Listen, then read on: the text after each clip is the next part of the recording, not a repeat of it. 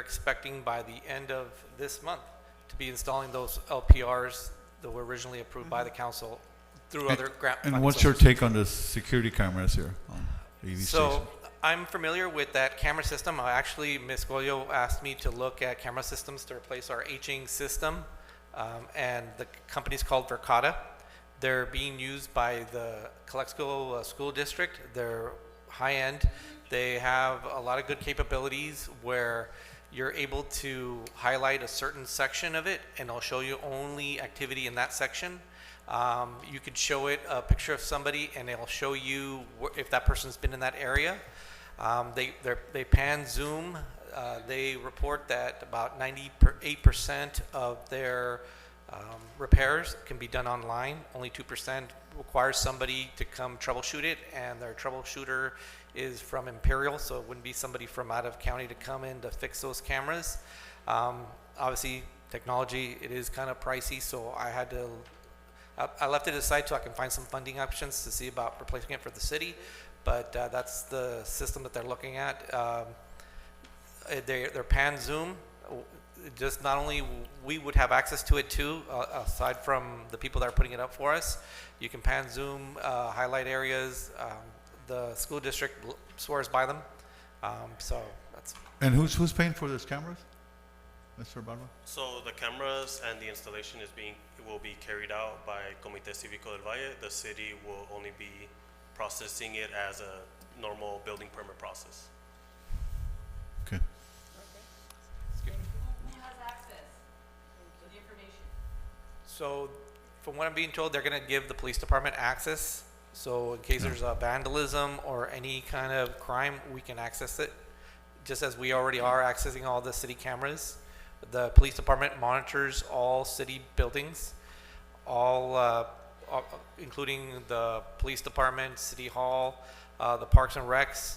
The ones that are working right now, obviously this is a dated camera system that was brought in during the Bostic area.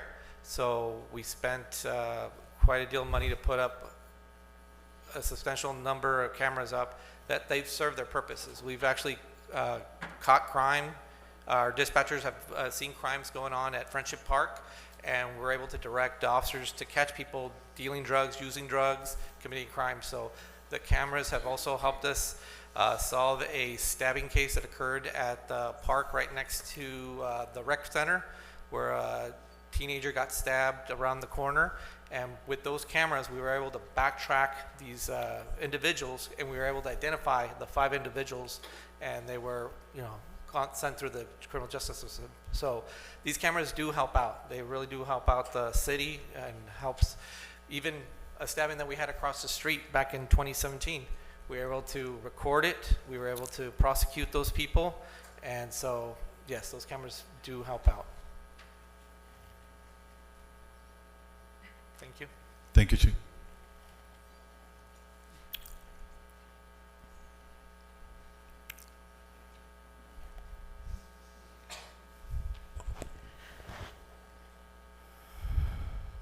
Good evening, Maritz Hurtado. I'm the team leader for the Calexico Recall. I'm also a business owner, almost 40 years in downtown, so it's about 20 years old.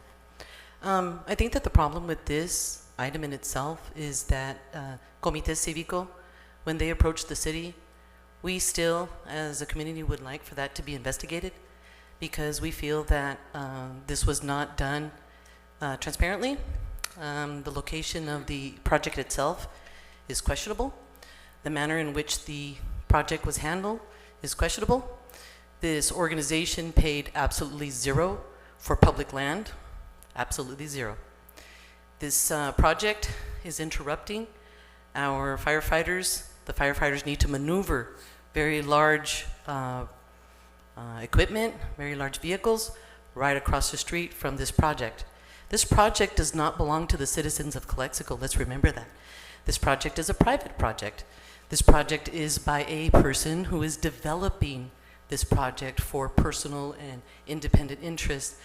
He says that this is for the community, but the community didn't want this. He's been told when he comes here, and he's not here today to protect his project, apparently, but this is Jose Luis from Comité Cívico. We are very uncomfortable with his activities, and the activities of the Ivy Equity and Justice Group that continues to bring on their activities such as this one project with, let's say, less than appropriate manners in which they're done. But when you talk about all of the things that you're talking about, Chief, I really appreciate that. But this is not your project. You're talking about the project that belongs to someone else.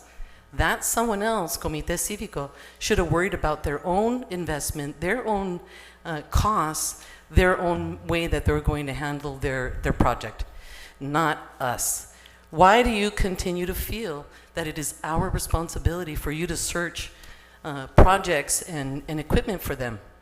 I don't see Ivy Equity here supporting you because they were trying to take away your equipment.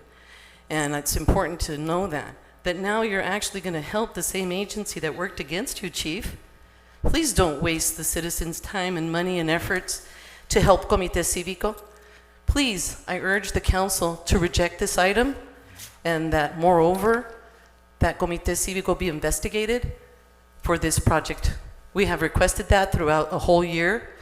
Ivy Equity and Justice, together with Alexis Castro, should also be investigated. Alexis Castro works for Senator Steve Padilla's office, and within all of this also we feel that they have been inserting themselves into city activities. Alexis Castro will be investigated, just as the county is investigating him right now, for the lithium monies that they received. $170,000 was given by the County of Imperial to this group, Ivy Equity and Justice, with the help of Alexis Castro from Steve Padilla's office. So Alexis Castro, just understand, the investigation to you, Alexis Castro, will continue. And why is that? Is because all of what has happened and the knowledge that we have learned is that we have a very dirty government that has been playing us dirty. And I cannot believe that right now we're still at the position of wanting to help these people. Comité Cívico needs to take their project away from here. We didn't want that in the first place. They destroyed our park. So please, I urge you to please reject this and let Comité Cívico never once again be felt welcome in the city of Calexico. Thank you.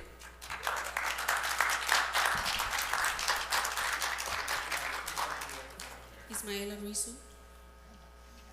Hello, buenas noches, everyone. I want to do this quick because I know it is late.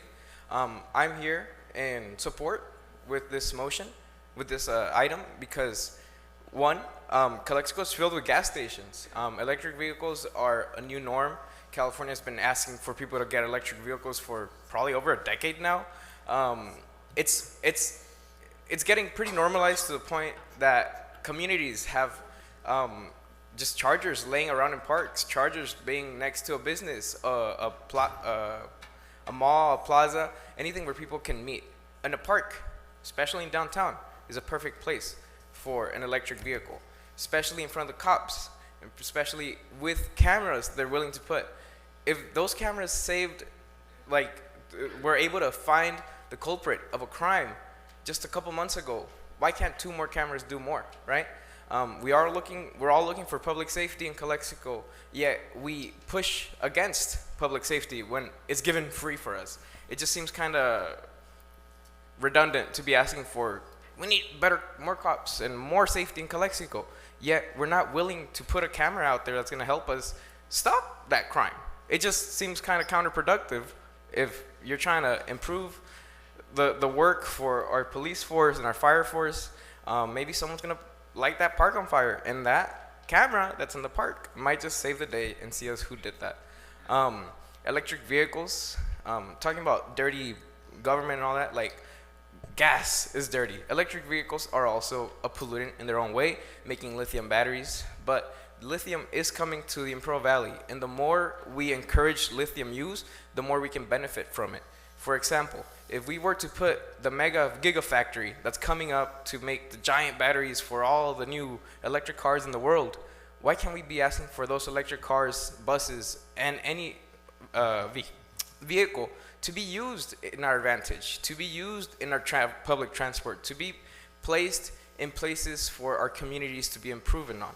So I don't know if you guys have visited other places other than Imperial County, but electric vehicles and chargers are very used.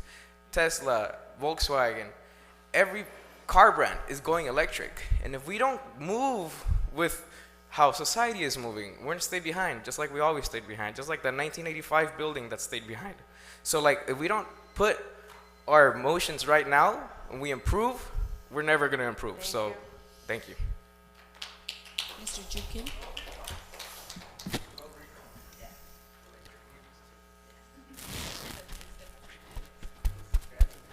Okay, I am against this project because safety, our park, kids there. I don't care about who's installing there. They're supposed to not be there. Location is not for the electric vehicle, for the chargers. The electric is very dangerous with the kids. And they bring in more cars for in and out, more traffic, our park areas. You can imagine, it was somebody's greedy. The people were only thinking about money, but they don't think about the safety. What happens? So again, I was telling the council, focus on people's issues, people's safety, and people's benefit. But you guys not. It's showing, it looks like approving, supporting it. They have a lot of place to parking lot, public parking lot, or hotel, or the big parking lot. They have chargers. They put in the chargers by themselves for their customers. If they charges into the parking lot, I don't have nothing to against it. If they want to make money from there, this city-wide, first of all, pay the rent or not, that's another one. But the place is supposed not to be there, any kind of this kind of projected or the activities for the safety of our citizens and kids. You forgot that is a park. So please pay attention on it. They should not be there. They should remove it. Thank you.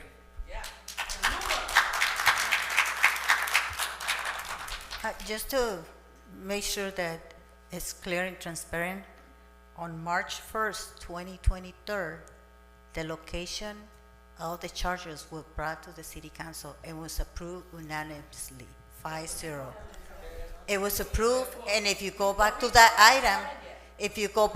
item, the layout is there attached to the print. I'm not saying they just put it in. I understand, fully understand. I was there. I was in the council, was against it, and the council, they don't care. And right away, Mr. Moreno keeps saying, so we don't have money. When I asked them to council to not to approve some special tax to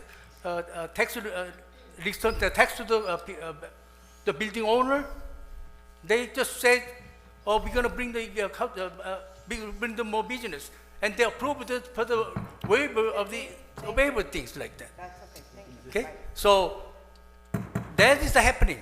I understand that it's council 5-0, whatever, but it's not meaning you guys will approve it. That's not meaning it's correct. Thank you.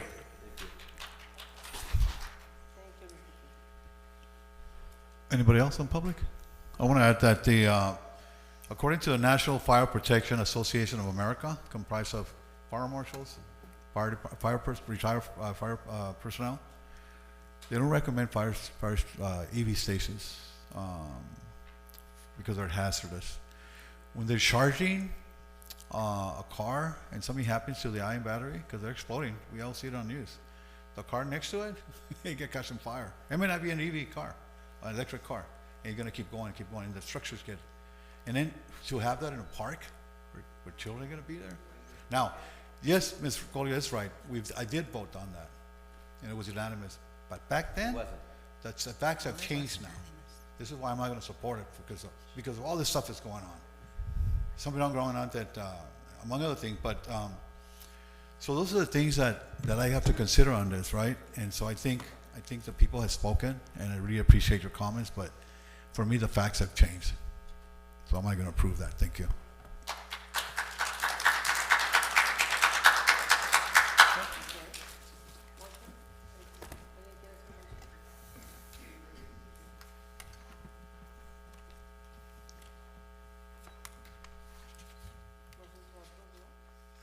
No, he motioned not to approve.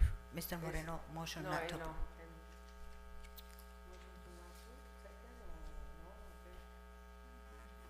Your motion is not approved, no?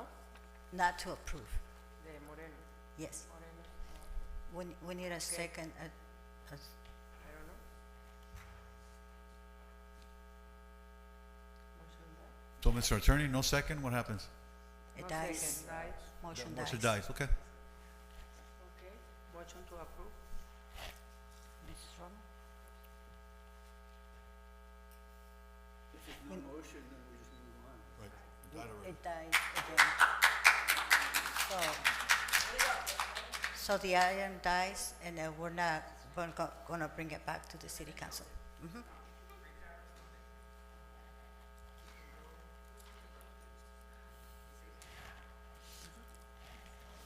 Well, technically, we're gonna take that as a deny.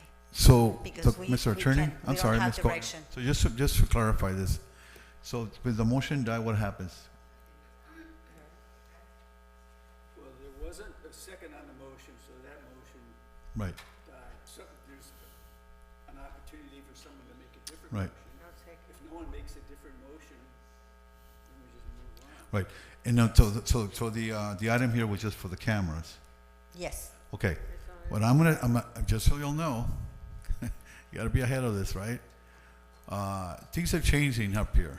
That's a good thing for everybody. I'm gonna request on future agenda items to kill this thing. Kill it, forever. okay.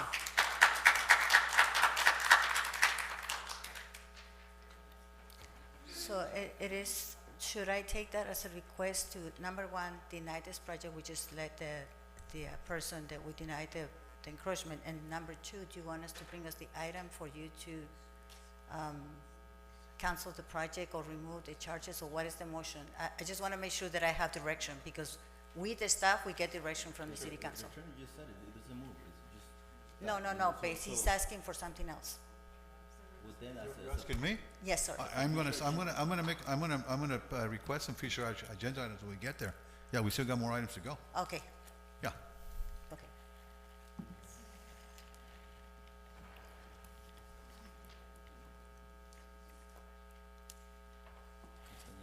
Okay, next time.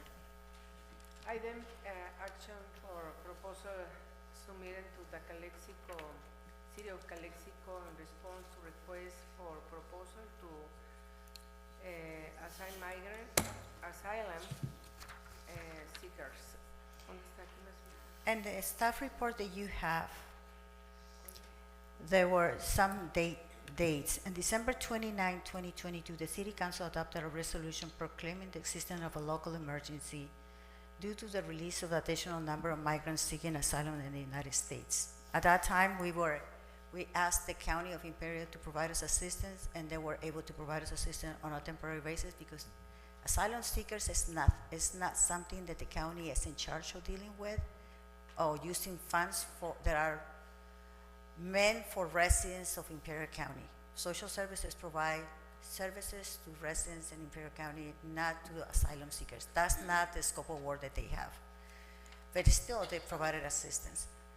Later on, we were put in a position in which we have to address the issue, because we have children and adults on the streets. And so the City Council approved later on a letter to be sent to Senator Padilla in April 27, 2023, about more than a year, to request $2 million among other services. In January 2024, January the 24th, the City Council authorized the city manager to sign an allocation, to sign basically the agreement of $2 million. On February the 21st, the City Council, during a regular meeting, have a discussion about the proposals for the services to be provided to asylum seekers. Direction was given to staff to release a request for proposals and to look for agencies, nonprofit organizations to handle the program, because we really don't have the staff to handle the program ourselves. Many times, Fire Chief Acting Fire Chief Ainsa in the middle of the night, and Chief Orozco, and even Mr. Legaspi, when he was the chief, they were at 10 o'clock, 11 o'clock, trying to figure out how to relocate the families that were left on the streets. And so I mentioned to the city council, we're not in the business on doing that job. So you approved for us to release a request for proposals, and we did. Now, a request for proposals was issued, and that request for proposals was from, let me see, it was released in March, and the deadline was April 4. We held a Zoom meeting with nonprofit organization explaining the following, and the proposal over here and the staff report is a copy of the request for proposals. The request for proposal was to provide services to asylum seekers, and based on the discussion that we have in the previous meeting, and it was to provide meals, to provide assistance, case management, direction, so they can leave the city. Unfortunately, we only received one proposal, and that's from the Methodist Church. In the request for proposals, we also mentioned, because we're not the experts, we requested that any activity, besides the activity in the request for proposals, that they submit that one on a separate presentation. So one is to respond to the request for proposals, case management, transportation, translation, and meal services, and any other activity, medical, maybe testing for COVID, maybe shelter, that there will be a separate item. And so for the council to review and make a decision on whether or not they would like to approve additional services. And so that's how we put together the request for proposals, and it's in the report that is attached as an attachment 1. You can see in the email, it was an email from me to several nonprofit organizations, Catholic Charities, we included this, the Neighborhood House of Calexico, the Brown Bag Coalition, several nonprofit organizations, but the Methodist Church was the only one that submitted a request. They submitted 2 proposals that are included in the package, and I have Pastor Avendaño here today, and in their proposal, program number 1, it talks about how can they provide services for $27,000 a month, in which they will provide rapid response to them, but they will multiply this money to provide up to 200 asylum seekers with other fundings. They're basically going to use this funding as matching funds to bring more funds so they can provide the services. The second proposal is for $17,987. That proposal is not in the scope of work. It's something that they came up as an idea of how to provide those services. But it's also mentioned that the second one cannot act unless the previous one is approved, which is plan number 1. As mentioned before, and the Chief Orozco was here, and at that time was Chief Ainsa, we the staff, we don't really have any information to provide you. We don't take sides of what the city council is going to decide. We just follow the direction of the city council. And so that's what we did. We presented to you those proposals for the city council to consider what they would like to do. I would like to invite Pastor Avendaño to talk about his program, if it's available, how one program ties to the other program. I want to mention also that the city of El Centro has, through Catholic Charities, what is called a day center. Sometimes, specifically in the summer, what we do, when we find people on the streets that are dehydrating, we take them to the center over there in El Centro, and they have to leave that premises and come back in the afternoon, because it's not a shelter, it's just a day center. Meaning during the day they get services, but at the end of the day they have to leave the premises. And we don't have that type of facility in Calexico. As you may recall, the shelter for the men's shelters closed about a year and a half ago. and Neighborhood House of Calexico did not submit a proposal. Our hope that they were going to provide a proposal, because they're actually providing shelter to asylum seekers. They're continuously doing it. The only issue they have is that they have to ask them to leave the premises at 6 o'clock in the morning, because they have to use the same facility for other services. So sometimes we have the people on the streets. I don't know the reasons why they didn't submit a proposal. They wanted an extension, but like I said, we have been sitting in that program for a while because of the lack of capacity to run the program, to be honest. And I myself had to come to us on a Saturday and a day off to have the meeting, the Zoom meeting, and to release the proposal, to prepare that request for proposals. And so I don't know if Pastor Avedaño may want to talk about the difference between the base program and the alternate program.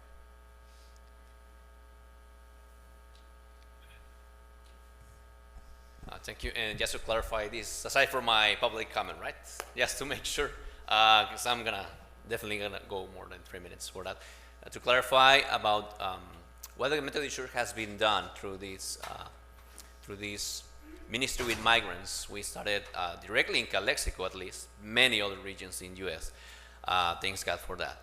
But since 2018, here in Calexico, directly assisting, receiving donations from members of churches like you, Church Commerce, sending clothing, hygiene products, non-perishable food or food for emergency, and other things, financial donations through the Methodist Church itself. So since 2018, we have functioning in what it is basically described in the proposal number 1, which is providing the most needed and emergency elements for a person being unassisted in the street, specifically asylum seekers in this case, which is the proposal. So the proposal itself is a ramp up of what we have been doing uninterruptedly since 2018 in the city of Calexico. Thanks God for your hard donations, like citizens, families, taxpayers like you that have the heart and compassion to share with us. So through that program, we have been active, like it is described in the proposal, an average of 40 individuals per month. Sometimes it has been family units, which is a little, the logistic, it helps because it is more people on a single run, maybe manage 1 or 2 hotels instead of spending a single room for each individual, right? So, but as well, we have been the only ones assisting for a long time detention center individuals being released, because some of the criteria from some other organizations don't fit the assistance for individuals being released through our detention facility located in our county. So in general about the proposal is, and I invite you please read it. It is a big document, but only first 8 pages is about the description of what it is, the operation in general of what we do and what we are proposing to the city as Methodist Church. It was well mentioned, we are not proposing for other things that are important, and I like to highlight that. Some of us maybe would like to have a shelter like in other cities. Maybe we won't. It's not our proposal. Maybe others will like to have a 24/7 assistance. It's not our proposal. We wish we could be for them 24/7. It is not under the proposal. We are not doing like a full-time hiring personnel, a specific facility down there in Calexico or other town in Imperial County. It is not that proposal. The proposal, please read it, is that immediate food for them, to be there immediately in companionship, translate, facilitate for those that thankfully they have the funds to travel to their next destination and comply with the ICE or DHS assigned place for continuing of their process for asylum. So believe me, none of them, I haven't heard a single individual from hundreds of cases telling me, I'd love to stay and be part of the community because it's very nice and it's where I want to stay. Number one, they have to comply and go to the final destination, assigning their paperwork, which is in a different city other than a city in Imperial County. So all of them have to move according to what it is on the paper. I haven't seen a court in Imperial County for an individual. Yeah, I know there can be, but I haven't assisted an individual directly. So in generalities, that's proposal one. It has a hotel lodging proposal for 24 up to 48 hours of an individual that it is in emergency, like Esperanza described already. We received calls last year and years prior from people in the business in Calexico. You know, there's a family in the street. Can you do something? We have received calls from other nonprofit institutions locally asking if we can help and assist a family or individual, or even a fire department or police department. And we have done it with our deep heart of compassion and mercy, and we will continue to do it. So there's a proposal on these specifics of what we are expertise in doing it, and with the true inspiration of a church that it is here and has been here in Calexico for over 100 years. Product of that is our beloved Calexico Neighborhood House, founded by Methodists here in Calexico, when global ministries from the Methodist Church were able to found and start Calexico Neighborhood House in our city. So we have been it is our prayer to continue to be a blessing for each one of our citizens. But unfortunately, this situation with those lists, like the immigrants we are having through the federal process, is something we just can't live with. I mean, I don't know if you've seen the news. I don't see San Diego, Dallas, or well, El Paso, and other cities being able to desist 100%. I know there's a fight in some of those. 100% to say, I avoid asylum processing in my city. I haven't seen it directly with that impetus. So that's not going away from our city, unfortunately. We are still seeing those families requesting assistance, calling our phones, texting us, sending WhatsApp to us, and see if something can be done for them through these or different nonprofits or charity institution in Imperial County. And to end, about the description of the proposal, number 2 is a secondary proposal in addition to number 1.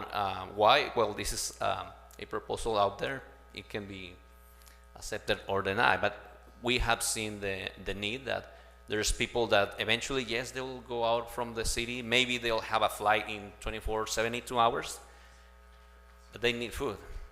The hot summer is coming. We're going to be on 120 degrees, and we don't know what's going to happen with individuals and families with babies or single men or women being out there in the streets,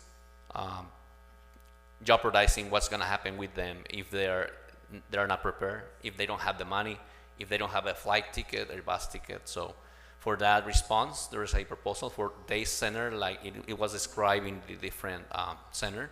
It is only during the day activity that the Methodist Church is willing to open their facility for only that reason, for the specific number described in the proposal.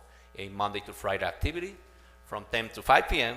for up to no more than 50 individuals in a single day.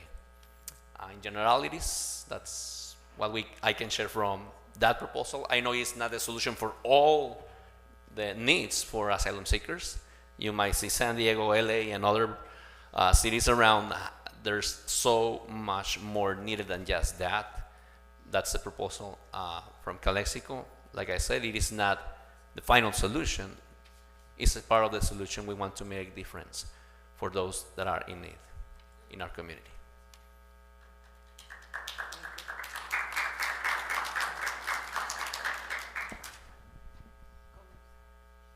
I received online public comments, 17, all in favor of item 23, and they are from Sister Suzanne Japro, Reverend Sandra Owine, Bishop Dottie Escobedo Frank, Janita Figueroa, Effie Urcanur, Reverend Patricia O'Reilly, Barnett Cohen and Daniela Panay, Guillermo Torres, Hilda Cruz, Rick Fain, Reverend Dr. Denise Barnes, Josh Lopez Reyes, Reverend Dr. Joel Ortiales, Megan Zavala, Dory Foch, Paulina Reyes, Sister Phyllis Selmer.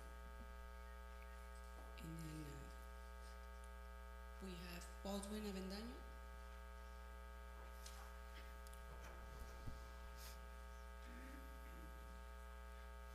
Thank you, and City Council members, a blessing to be with you, and thank you for your patience and openness to receive this proposal from our church.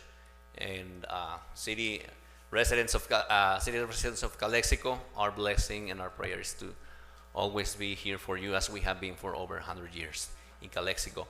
My prayer is that these are changing times for you.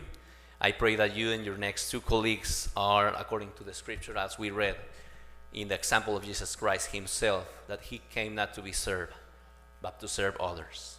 And that's my prayer for you, that you find the heart of Jesus, not only the wisdom, not only the mind of Christ for you to handle business, but the heart of Jesus to see for his people. And residents of Calexico, it's my prayer that you find comfort in Christ. These and different issues, may this transition we are going through, may help us all to have that merciful and grace heart that Jesus had for us. I'll just would love to share. I know preachers are invited to do no more than 30 minutes in our churches, so I'll try to be super briefly and ask God for multiplying my minutes like his miracle he did with fish and bread once. It is said in, and I learned it in Spanish, when we show some images, it speaks more than 1,000 words. Así que imparto 4 imágenes solamente de cientos de casos que han pasado por Calexico, but at least these images will give you a general idea of what we are seeing in our streets if you haven't been able directly to probably witness some of these cases. This family came in 2022, a woman that was being abused by his husband, a family from Jalisco, and she was severely affected by his husband. She flew from Jalisco in order to seek for security and safeness for her and her 2 children. She traveled to Mexicali and was able to request a formal audience of asylum. That was processed through Calexico, and we were able to assist her in a place, sent it to LA, where she was waiting faithfully for her audience, and she was present on time for that audience. We were blessed to help that family. On the same year, 2003, fall 2023, a family from Colombia, they were granted asylum on October 2023. Actually, that's the facility of the church. They were there sharing with us their story. They were assisted by Catholic Charities first, but since they don't have the logistic to transport people from this place to another, we were able to be there for them. They went through Mexico in summer that year, and it took 3 months for them to take asylum. That wasn't because they just were wasting their time over in Cancun in Mexico visiting. The reason for that is because they were kidnapped by cartels in Durango prior to having even a chance to ask asylum. The family, the husband and wife, 2 beautiful twins, sisters, and a young three-year-old youngest sibling, they were all supported to go to their final destination through this program, and thankfully with other institutions that work in partnership with us. The third family I want to share you with, and actually the only member that you may be able to see is my beloved wife, that it is there, carrying our youngest asylum refugee process through, at least through our cases that we have assessed. The youngest, a 2-month-old baby, that was assisted in January of this year from a Peruvian family. They were processed through Calexico very differently. through the emergency in Jacumba, located in the desert, when you saw some tarps there, if you were able to see going to San Diego, this was one of those families or individuals in the cold, freezing temperatures, sitting there in the desert waiting for a fair chance to ask asylum with the correct process through CBP or border agents. Thankfully, they were able to have an encounter with an agent and were processed. And you'll have the question, why Jacumba here? It happens. We are not only processing port of entry, we are not only receiving people out from the detention facility through the federal system, even we have been receiving individuals or families from other cities. So if the state is doing something for the city and the emergency, I urge you to really consider that very importantly. And finally, last family that I want to share, an Haitian family that came in 2021. Very interesting case. The wife was pregnant on her 8th month already.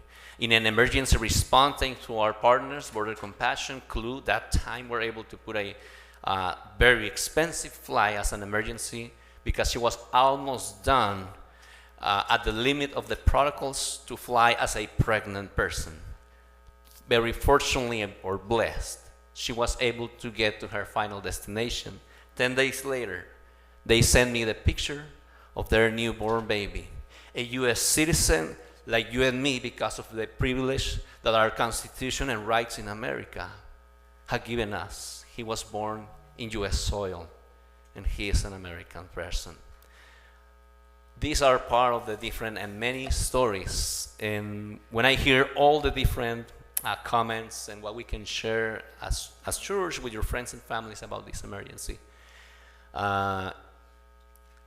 we try to judge people from other places. I know we are all probably trying to find better processes in politics to handle migration.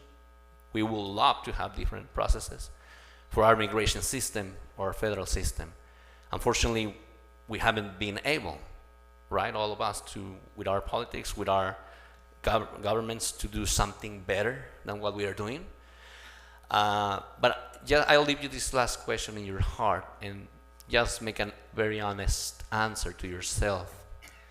If any of these individuals was your hermana, was your hermano, your children, your own children, will you tell them, you don't have a place here? Stay there in your country. Stay where you are. There's not a place for you here. If it was your own direct relative. If that was like the command in the Bible, we said, loving God first, but that neighbor next to you. If it is our children asking something just to eat that day, and you are just moving, you know what? We just need to move. There's not even something that I can take to feed my children. Won't you take decisions like this? So I invite you to consider tonight this reflection that maybe if you are not first generation, but ancestors or fathers, grandparents were the first ones that came to America, because maybe I can run an ancestry DNA test right now on all of us, but how many of us will be 50 plus Native Americans from here? Just reflect on that. We all have been blessed, if you want it or not, because of migration. So it has been part of us. And that's probably why many of us, we are here, because of the blessing that God has given us to live in this place called earth, with the blessing not only to breathe, not only to think, to have reasoning, but to have an understanding of God's spirit and wisdom, that He always loved us and had a place for each one of us. May God bless us, and I invite you to have a heart of sincereness, mercy, and grace for this situation in our beloved Calexico. God bless you all. Thank you. Next speaker is Hilda Cruz.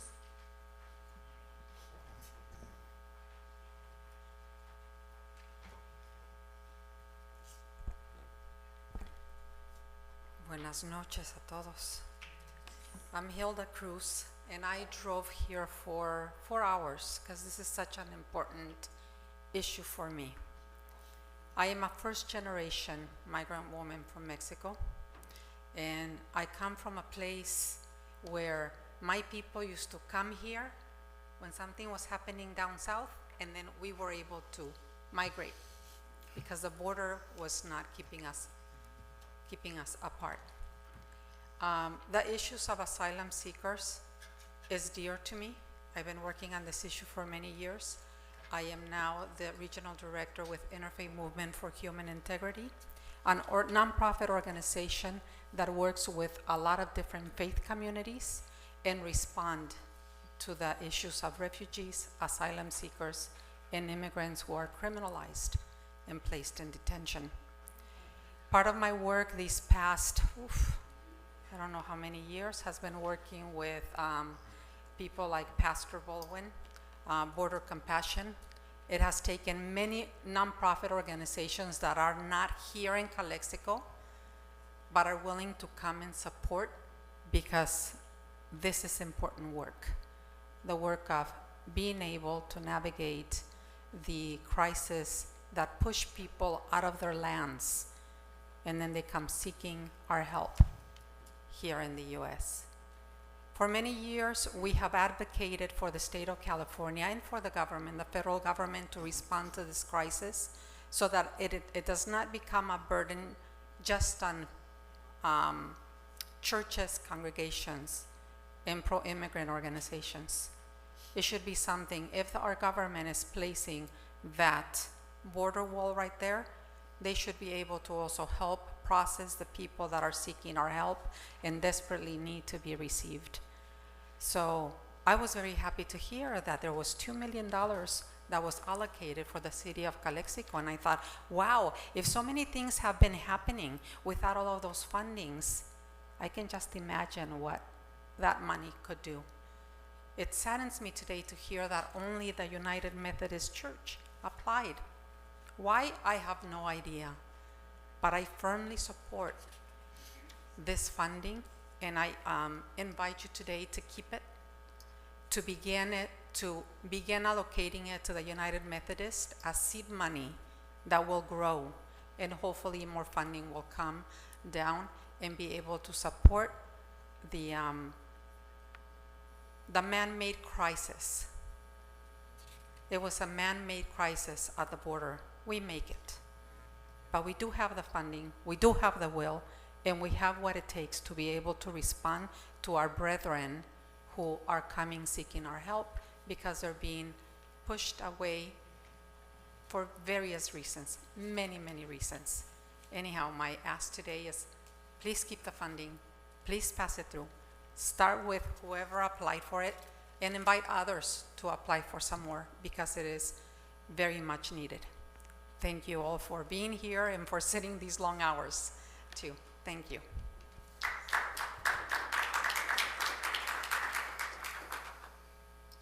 Mateo Mimia.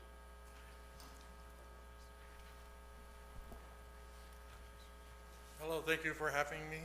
My name is Mateo Mamea.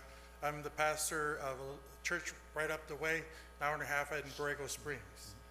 If you don't know about Borrego Springs, it's only about 1,500 people during the summer months and about 35 during the season. We met Pastor Baldwin when I first got appointed, and we started talking about the different issues facing the children in our church specifically, who would go south of the border to visit family, and they were receiving tardies, and trying to work on a solution in that way. It was around that time, and actually May 10th was when the letter came out, and when the conference, California Pacific Conference of the United Methodist Church, had someone approach me and asked if I'd be willing, if Borrego Springs Community United Methodist Church would be willing to be a placement to help move the people along their journey. I asked my congregation first, and with a resounding heartfelt, filled with love, they said, yes, bring them.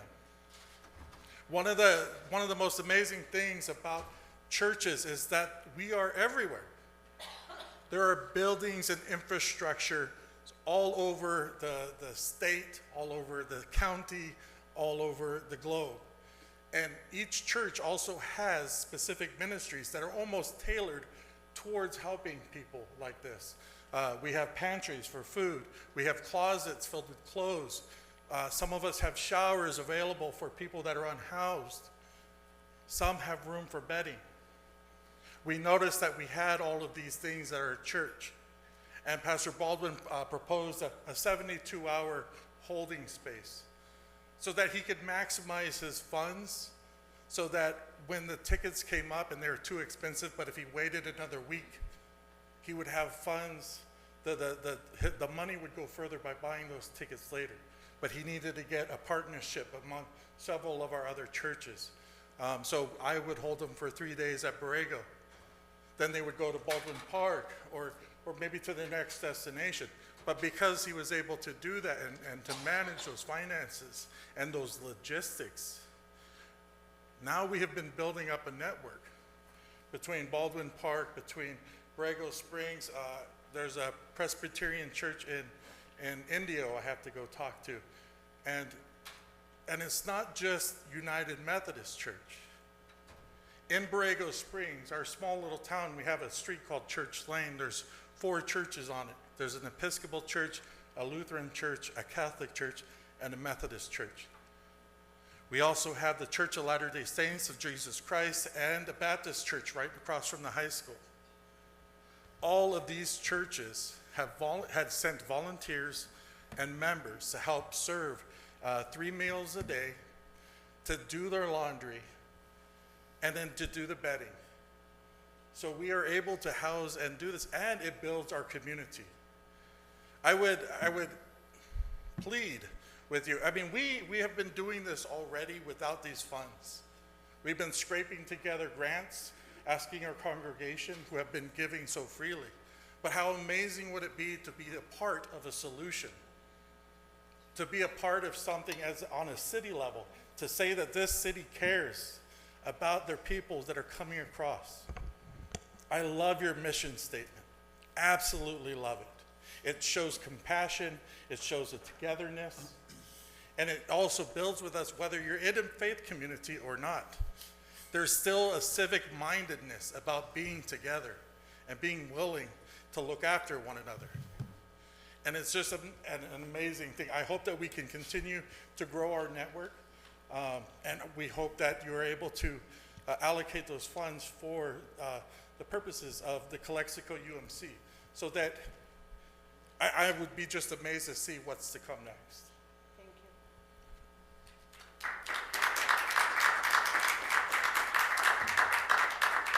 you. Janita Figueroa.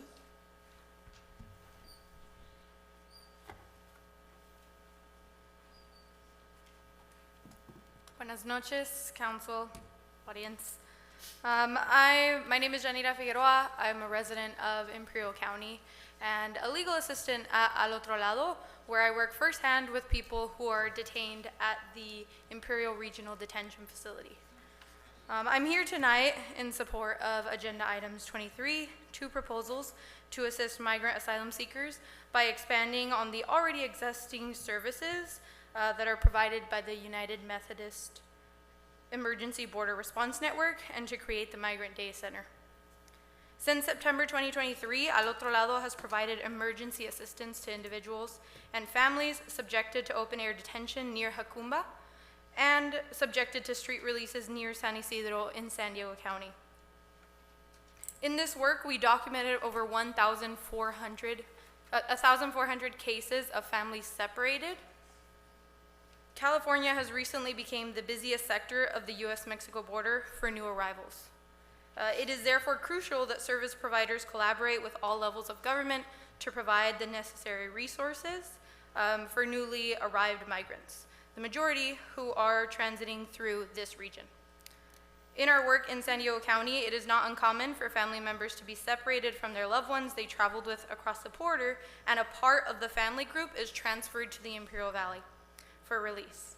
As one of the lead organizations of the California Welcoming Task Force, we recognize the need for sustainable and effective welcoming infrastructure to mitigate the impacts of street releases in communities like Calexico.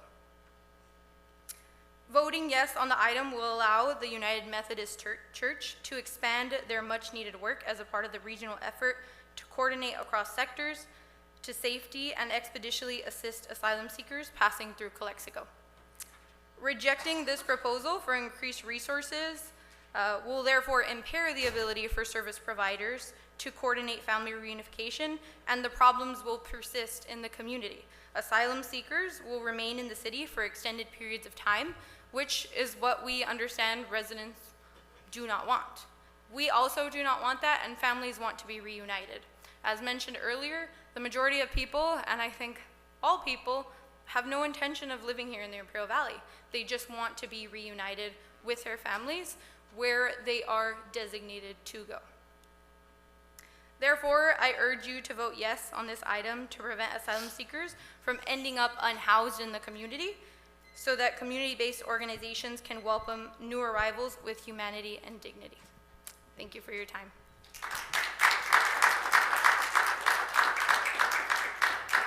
Lupe Quintero.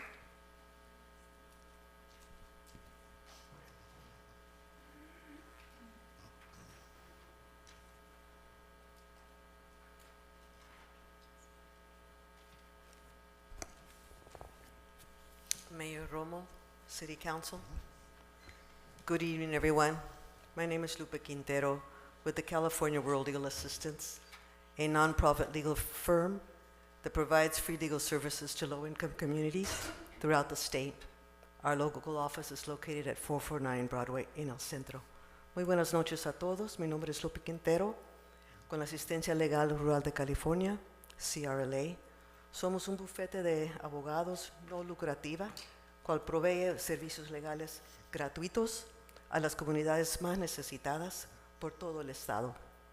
Nuestra oficina está ubicada en 449 Calle Broadway en el centro.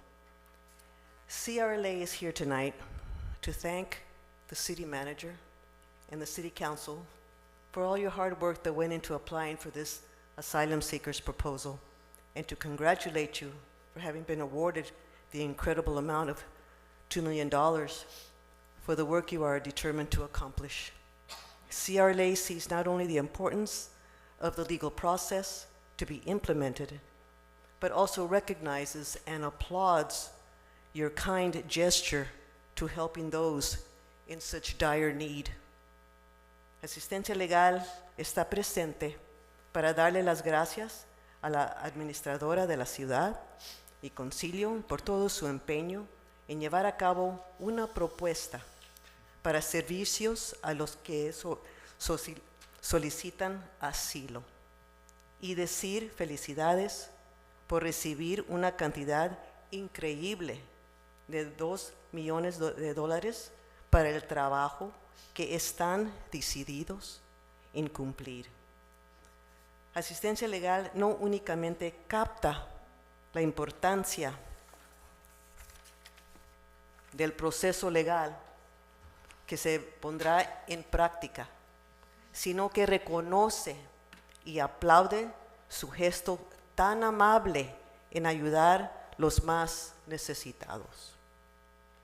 CRLA is well aware of the trepidation that many of you are feeling due to the fact that asylum seekers and migrants are being released into the city by the U.S. Customs and Border Protection Office. It is a very real concern, and as we understand, this proposal is mindful to the protection of its Calexico residents and will provide temporary shelter for asylum seekers and help prevent homelessness. The proposal will also provide other needed services to make asylum seekers transition out of the area as rapid as possible. Asistencia Legal está consciente de la ansiedad causada por la Oficina de Aduanas Protección Fronteriza de los Estados Unidos en liberar los que piden asilo y a los migrantes. Pero entendemos que su propuesta toma en cuenta esta inquietud y por esta razón se va a poder alojar las personas temporalmente. Su propuesta va a proveer otros servicios más para adelantar la transición del asilo lo más rápido posible. CRLA thanks you for this proposal to use state funds to provide shelter to asylum seekers. Your proposal is a priceless gift, a gift of hope. Asistencia Legal les da las gracias por su propuesta tocante el uso de fondos del Estado para alojar a los que piden asilo. Su propuesta es un regalo inestimable, es un regalo de esperanza. Muchísimas gracias. Thank you very much.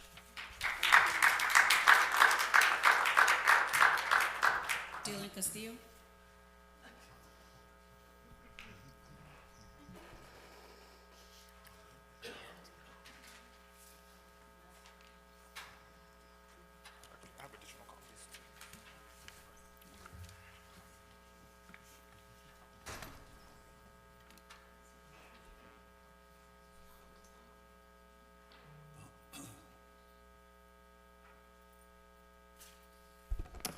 Good evening, everyone. Mayor, council members, city staff, and community.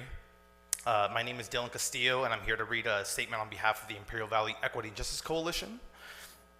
We write as a Calexico-based, community-based organization and first responders of Imperial County to ask the Calexico City Council to vote yes to approve the two proposals submitted by the United Methodist Emergency Migrant Response Network to significantly increase the capacity of the United Methodist Border Response Network and to establish the Migrant Day Center.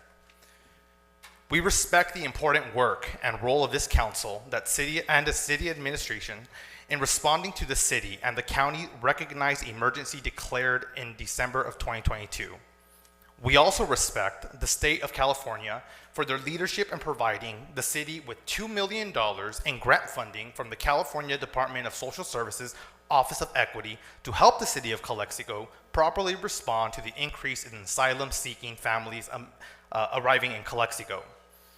We ask for this council to take the next step necessary to build upon years of long advocacy to secure the contracts necessary for the Calexico United Methodist Church to properly serve families as they arrive and provide them essential services and support them on their journey to their sponsors. Our organization has paid close attention to this matter, and we recognize that 30 to 60 asylum-seeking individuals are released in the city on a daily basis. Since 2022, our organization has supported resident-led efforts to assist with food, clothing, and transportation funds. During the months that the city of Calexico held a temporary worker in downtown Calexico, the city benefited from thousands of dollars of resident funds from our mutual aid efforts in downtown to support asylum-seeking families. Today, you might hear claims from people stating that nobody has ever asked for help from the state on this issue. Let us remind you that this council, let us remind you that the city and the council let me remind this council that there have been years of advocacy from local community-based organizations and the city and council to secure assistance from the state.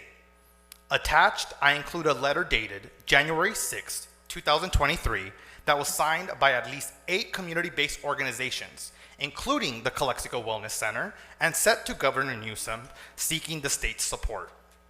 We urgently call for you to vote yes on these proposals to ensure asylum seekers don't end up unhoused in our community and in a precarious situation.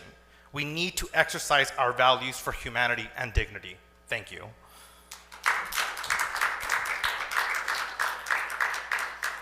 Marilyn Carrillo.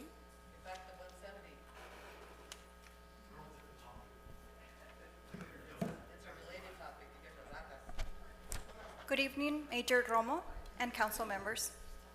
My name is Marilyn Carrillo. I'm the community liaison with ACLU of San Diego and Imperial Counties, based in Imperial County.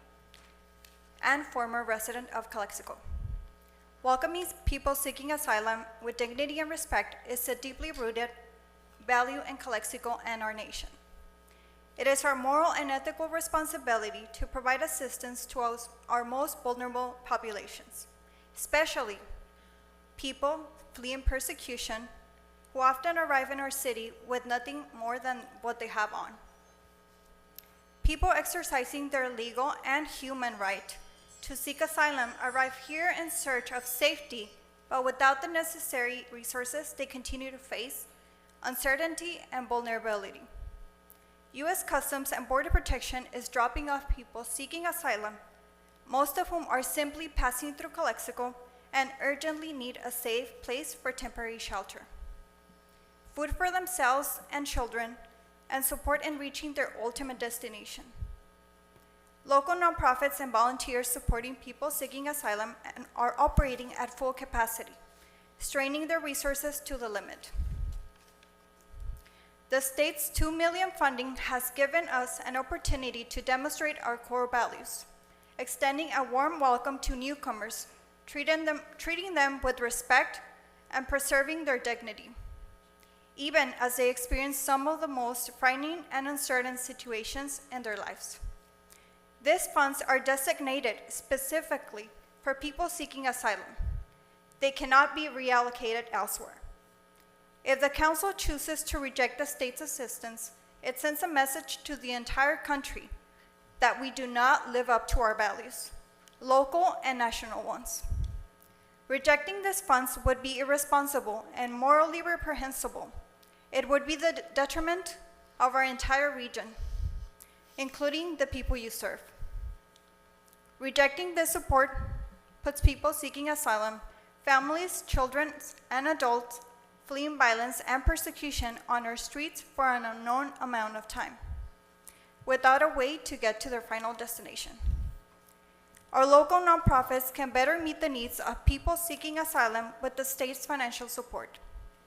Day center and wraparound services can provide a safe haven where individuals can receive the support they need to reach to their ultimate destination in the U.S. This council can prioritize humanity by accepting our proposed bid and supporting the needs of this population, who face unique challenges and risk during their journey, by using the money that has already, again, been allocated. We, the people, strongly urge the City of Calexico to retain the allocated funds and approve the bid from the Calexico Methodist Church. By doing so, you're helping to create a welcoming infrastructure for people seeking asylum and providing assistance to get to their final destination. Thank you all for your time.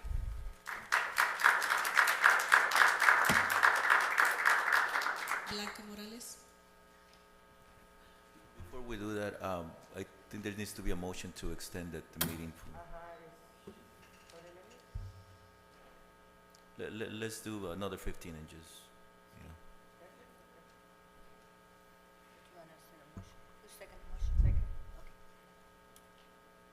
Aye. Well, just take it. Aye. Aye.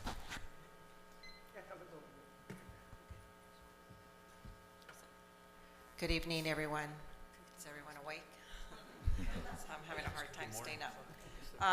I'm Blanca Morales. I am a CEO founder of a medical clinic here, nonprofit in Calexico for 7 years now. And I do have a lot of empathy with the situation that's happening with the asylum seekers. One of the questions from one of the ladies that came here from out of town that took her 4 hours to drive here, why there weren't a whole lot of applicants applying for this grant, I've had the same question. As I reviewed this request for proposal, one of the things that I noticed is that it wasn't very, it didn't welcome a whole lot of other nonprofits. Number one, in my case, it wasn't within the scope of our clinic, which I strongly believe that there needs to be a health assessment. There are high positive tuberculosis with the asylum seekers that are coming. Unfortunately, they do not qualify for Medi-Cal. we, if you guys are not from here, have not had a hospital in 25 years here in Calexico. We don't even have an urgent care. So guess who gets the burden on this? The city of Calexico. Our firefighter just left. They're trying to get a second fire station on the other side of Calexico. So it does put a big burden on the city of Calexico firefighters and paramedics. So it is something that they're gonna need. Esperanza, you're gonna have to deal with it with or without this grant. But I think that I believe we need to table it. We need to bring more nonprofits to the table, and then we also need to make sure there's a good oversight on this project. That $2 million is gonna go quickly because they do not qualify for Medi-Cal. And healthcare is expensive, and I saw the numbers that you're projecting 50 asylum seekers a day. I don't know if we have numbers right now from our firefighters or paramedics on how many are we collecting, how many people are coming here a day, and my heart goes out to them because I have other nonprofit organizations in San Diego that are dealing with behavioral health issues because these people that are coming across are in really bad, poor shape, that these workers that are doing the nonprofit work to help them are now having to seek counseling because it's really bad. So we just need to be prepared with what's really happening. We don't get as many as people get in San Diego. And I do talk to a lot of nonprofits down there. So it's not an easy task, and it's $2 million is nothing, okay? So that's my take, table it. Thank you. Ismael Arbizu. I would like to just make a comment, just in response to her question. We have 75 people being released every day. That's the minimum. Sometimes we have more if the detention facility releases additional families, so sometimes we can make up to 110 a day. I just want to mention that, yes, because I just want to answer her question. Thank you. Okay, buenas noches, everyone. I support this grant. We have to pass this grant because if we don't pass this, we don't support whatever we already brought into the city. What are we doing? What is all the fight? This is a new item, if you don't remember. Do you remember? Thank you. Okay, so 2 people that left today fought everything, put everything for these people. We live in a border community, and we focus to improve the quality of life for all in our unique border community. What does that mean? Should it mean only the taxpayers and the people that live in Calexico? Should it mean the people that go through Calexico? We have networks of churches and charity working together, already ready, saying, hey, give us a yes, and we're going to keep on doing more of what we're already doing. If we do not approve of this, believe me, during all of COVID, people were just being dropped off in the Greyhound. The ICE detainees, everyone that got detained in ICE, if you had COVID, they didn't care. They'll just drop you in the middle of downtown Calexico, fend for yourself. And there would be people thinking, hey, it's just homeless migrants y todo eso. La gente no sabía para dónde ir, cómo conectarse con la gente que se tiene que conectar. If we support this, we're going to be able to make community, make an easy pathway for those refugees that enter this town and leave this town quicker. If we do not support this right now, it's like the same analogy of cutting or putting a Band-Aid or healing the fire station. If you don't heal this issue right now, we're going to get more homeless. And I know a lot of people don't like unsheltered people. So we need to help these people now before in a year, 2, 3, 4, 5 van a decir, ay, es que los migrants, nadie puso caso, nadie ayudó downtown, now it's filled with migrants. It's like, no, this city is made of migrants. You probably come from a migrant family. I think most of you guys in the council came from a migrant family. Ustedes son muy orgullosos de ser migrantes, pero cuando llegan a la puerta, los mandan para atrás. No, señor. So yes, refugees have full legal right to be in the U.S. They have full right to ask for refugees. That's the law. And if you guys didn't know, Jesus was a migrant. Jesus was being persecuted by the state. He was being followed by state violence. There's a lot of the migrants we see here at the border. What would Jesus do? Right? If Jesus wouldn't approve and no migrants, do you think Jesus would say that? I don't think so. I believe that Jesus would accept those that need help. I believe that Jesus or whoever you believe in will look for those that need help and try to help those people. Those 2 millions are there. 2 million is a lot compared to nothing, right? So, make the right choice, y'all. Those people left, they did a lot of work. I hope you guys can put up the work that they did too. So please, hay gente que puede cambiar el mundo. Los migrantes han hecho Estados Unidos, ¿sí o no? Or is it all Native Americans that did this? No, we all did it together. Migrants, it's a whole melting pot. We can't be saying no migrants today when the last 250 years has just been us. Yes, I'm just putting down the nail that we should approve this. Yes, thank you. Joanna Garcia Sanchez.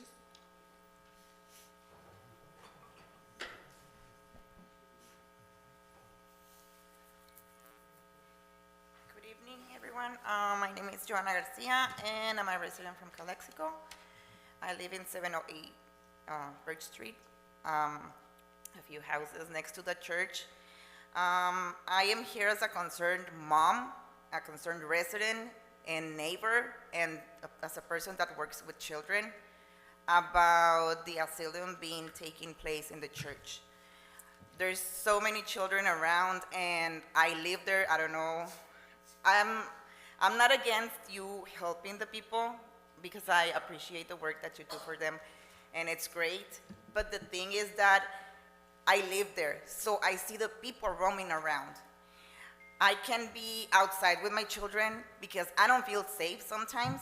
There was, last year, I was outside with my children, and all of a sudden this person came, and he was staring at my children and at my niece, and he wasn't doing anything, but he was just like staring, and it was scary for us. So what we did, we went running inside, and then we came outside again, and this person was outside the church because most of the time they're sleeping outside the church. I know this is serious, they have to take care like for the shelter. I'm pro for the shelter, but not the shelter being at the church. Because we have the dual elementary around, we have high school, we have the Dianza, and there's always children passing by. So if we have the shelter there, we have, as you mentioned, the detention center that releases the people. We have kids there. My priority is the children. I work with children, so that's my main point.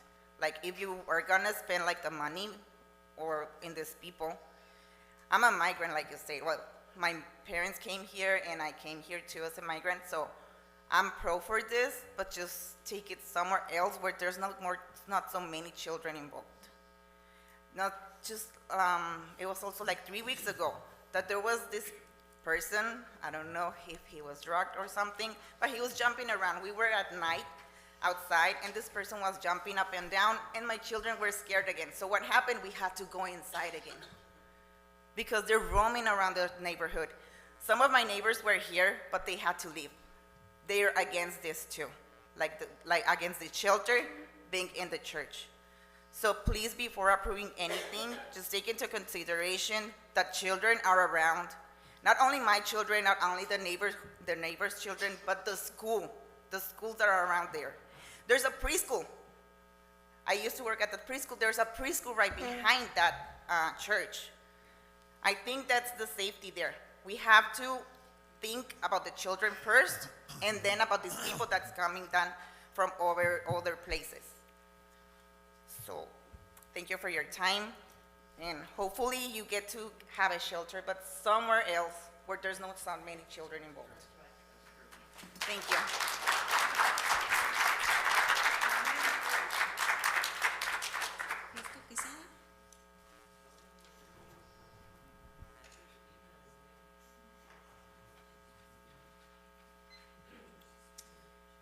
Buenas noches, mi nombre es Cristal Quesada. I'm here to read two statements that were emailed from people representing organizations. The first one is Efe Erukanure, representing the Imperial Valley Social Justice Committee and the Johnson Chapel African Methodist Church.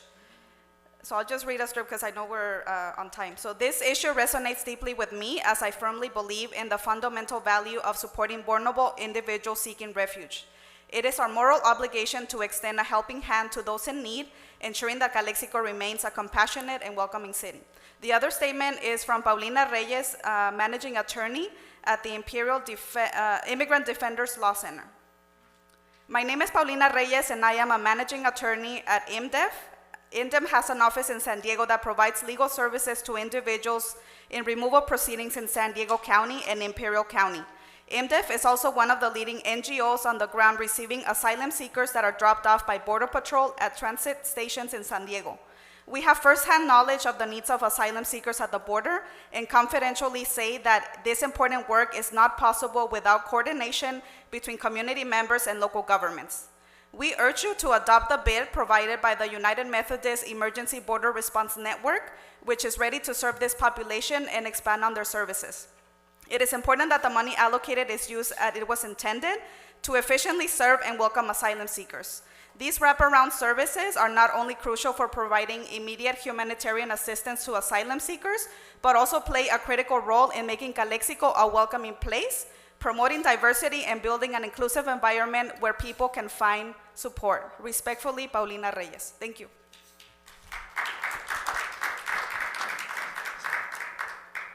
Lisa Thailenda.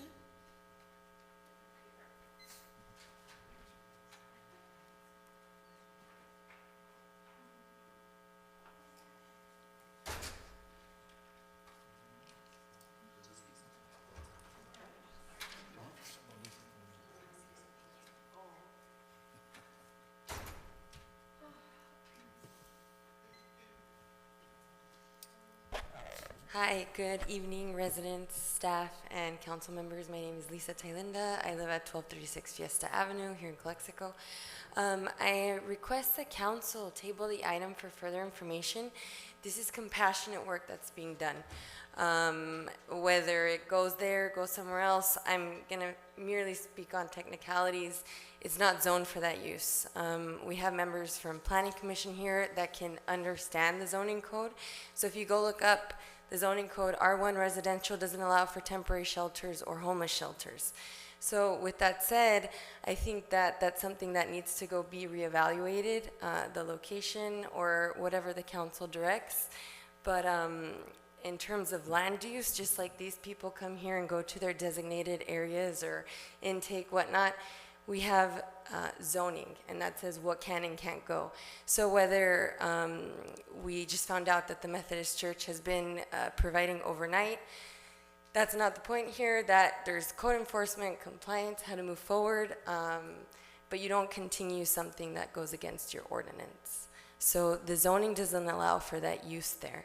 And I think that's something that needs to be looked into, especially if you have residents coming and voicing their concerns.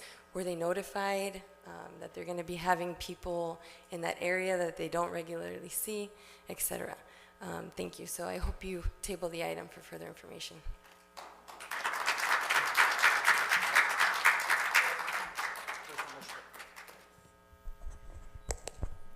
Jesus Solano, 426 Rosemont. I recommend.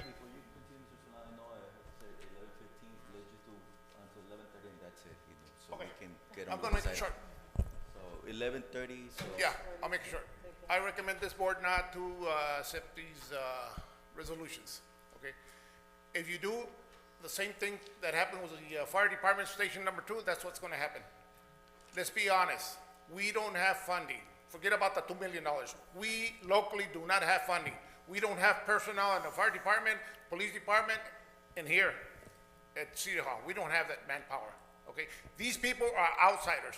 They can deal with that some other place. Don't forget San Diego. Don't forget San Diego. South Bay Community Service, $6 million, okay, for 6 months. They came out 1 month short. They couldn't deal with it. We will not be able to handle it.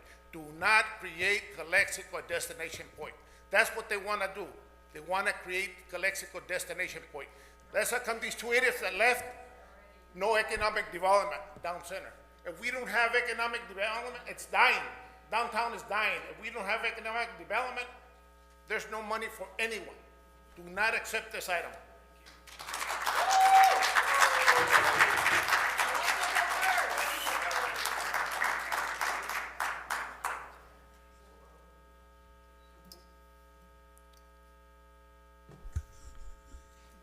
Who's gonna go first? You want me to go first? Cabello, you wanna go first? No? All right, I'll go first.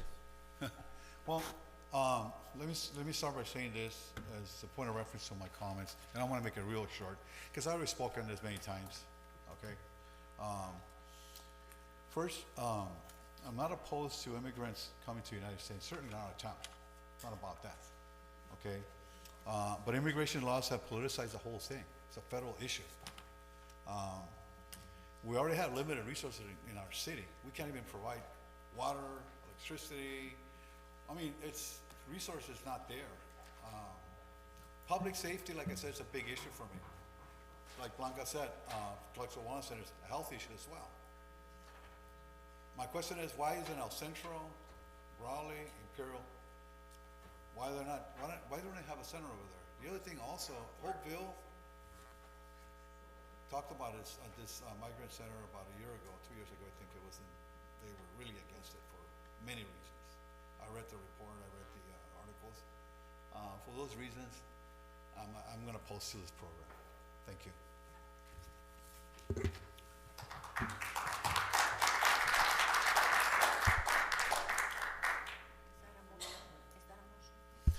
Yeah, I'll make a motion to oppose this program.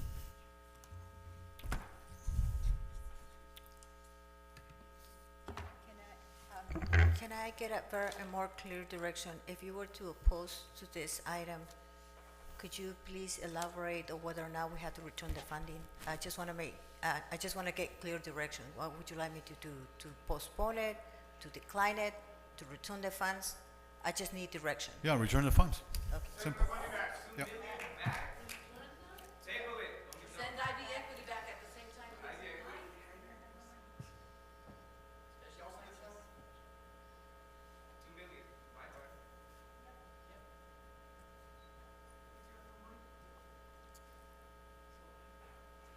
Okay.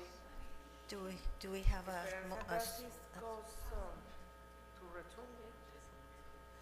the motion on the table from Mr. Morales? Yeah, I made a motion. Is anybody going to talk about it or going to vote on it or what? No. No. No. No. The motion is to return the funds and decline this What is project, this that proposal. What is the cost? ¿Cuánto te va a costar regresar? All the funds that we received from the state, because the money came about a month and a half ago, is put into interest-bearing account. So if we return the funding, we have to pay back with interest, but it's in an account that is creating interest, so it's okay. We're not, the city will not lose funding.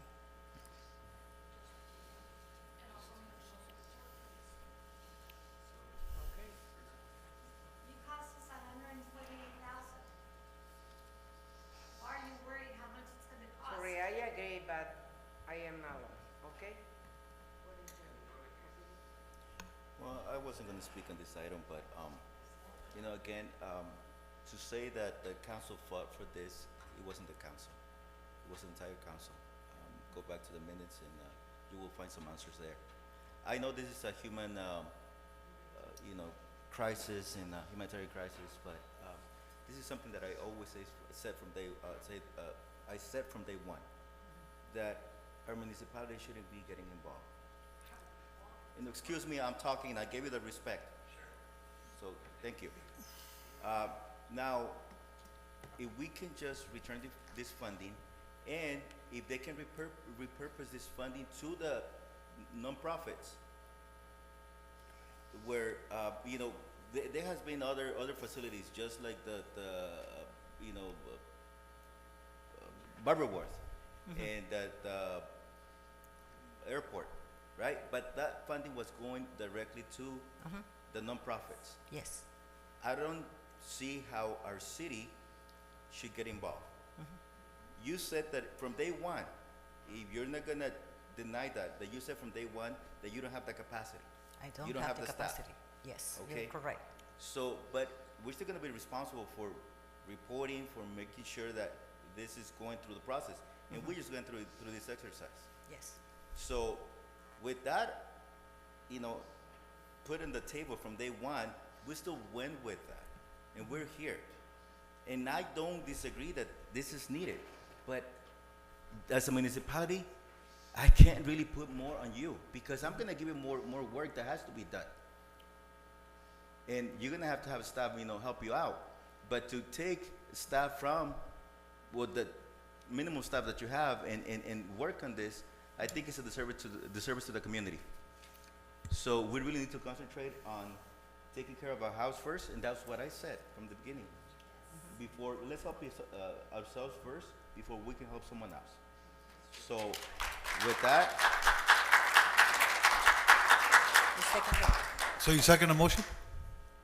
to I made the motion, you second it? Okay. Yes, okay. Gloria Romo, No. Councilmember Javier Moreno, No. Councilmember Camilo Garcia.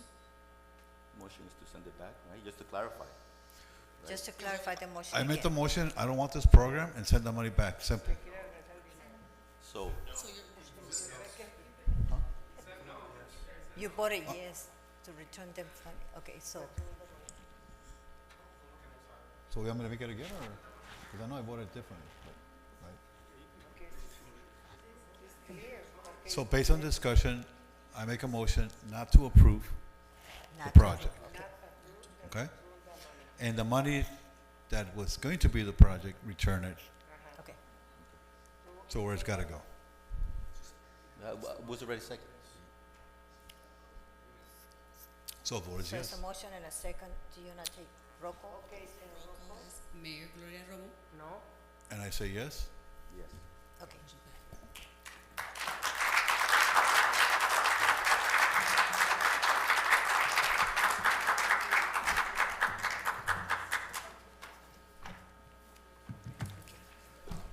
Future items.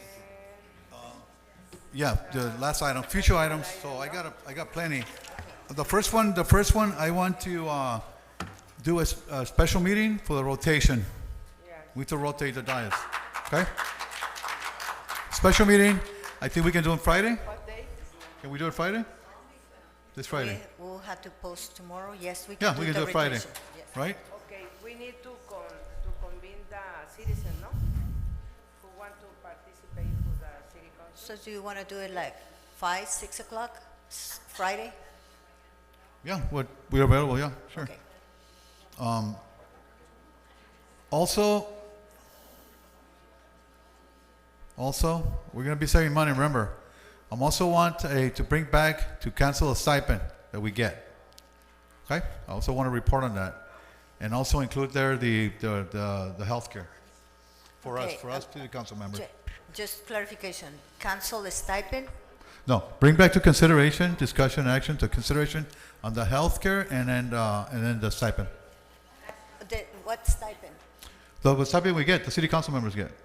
We get a stipend What would you like to discuss on the stipend? to potentially get rid of it. Yeah. Get rid of it, okay. Also, what I want, because I know people have been asking for this, either we get the Freedom of Information Act according to what they want, or I'm going to personally get it and give it to you guys, because we can't be waiting this long for all the information. We requested that, so please have that available. Work on that. Also, the other thing also is very important: the translation services, to avoid all this. It's 11 o'clock. Okay, the translation services for people who in the audience need it. Okay, also. We bring that translation services, and that'll help Gloria a lot too. Okay? Okay, just one clarification, because you're going fast. So Friday special meeting for the reorganization. You also want us, council stipend to be canceled? As well as the healthcare. And the For healthcare- consideration, Okay, so the healthcare, what do you want on the healthcare? You want them to come and make a presentation, or? No, just give me the, what's the cost and just what's the backup on it, just what we need to do to, On the healthcare district? no, not the insurance, the health Oh, insurance. the insurance, Right. okay. Okay? Insurance for city council. Right. Okay. That's 4 items, that's it. There you go. I have 3 items. Regular meeting, right? I have 3 items. That's for the regular meeting, for the rotations and special meeting for No, Friday. the rotation is a special meeting. Right, That's the only item that you Right, want for the yes. special, and the other ones are for the 15. right. But I only have 2 items for the 15. You mentioned another one. No, that I missed. gave you, translation services. The translation services. Okay. Okay.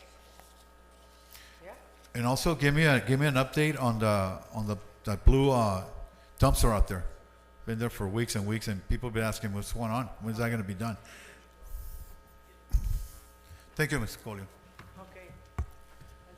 I only have one future agenda item, and I would like to have that item be on the agenda of the 19th of June. 19th of June? Yes. Oh, that's true. yes, That's it's true. That's canceled. true. So then, that's true. Then I'll move it to the first meeting of July, which will be the 3rd. July the 3rd? Okay. And what I want is for you to bring back a RFP to procure legal services. Yes. Mr. Garcia, just to remind you, do we do the application also? The applications for the applicants? Yes, We- actually, we're Okay. already working on it. So, Right. on that, if we can also have the process, and I know that the citizens is still here, what we want to do, if we can give direction now to begin the process of releasing applications for people to apply for the vacancies, is that something that I can? That's something that I want to ask. So they want us to go ahead. We were discussing this, potentially releasing an invitation to submit application for potential city council members replacement. So his question is, because we don't have it in the agenda, can we proceed with the direction that they've given us Why don't you put that on the agenda for July? for the special meeting? Okay, so Okay. put that on there. So I put the second item, okay. Thank you. Okay. That's all. Motion to adjourn. Thank you. Thank you.